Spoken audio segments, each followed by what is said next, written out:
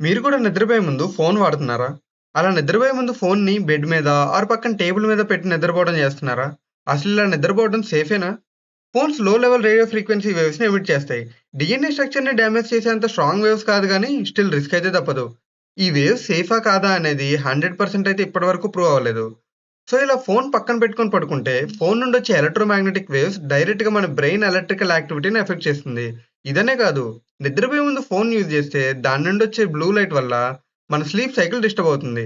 యాక్చువల్‌గా మెలటోనిన్ అనేది ఒక స్లీప్ హార్మోన్. ఇది నిద్రపోవడానికి హెల్ప్ అయిద్ది.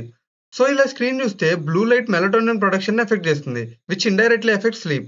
అలాగే నోటిఫికేషన్ సౌండ్‌కి మళ్ళీ ఎవరు మెసేజ్ చేశారో అని లేచి చూస్తాం. వీటి వల్ల యాంగ్జైటీ ఇష్యూస్ కూడా వస్తాయి. లేచినప్పుడు సమ్‌టైమ్స్ బ్రెయిన్ డల్‌గా ఉంటుంది. బై ద వే అది పెద్ద డేంజర్ ఒకటుంది గానీ, అదేంటో నేను చెప్పనులెండి. స్క్రీన్ పైన చూడండి. నా సజెషన్ ఫోన్‌ని ఎంత దూరంగా వీలైతే అంత దూరంగా పెట్టి పడుకోండి. హెల్త్ ఈజ్ వెల్త్ అన్నారు. అలారం కావాలనుకుంటే అలారం ఉన్న క్లాక్స్ యూజ్ చేయండి. హెల్త్‌కి మంచిది.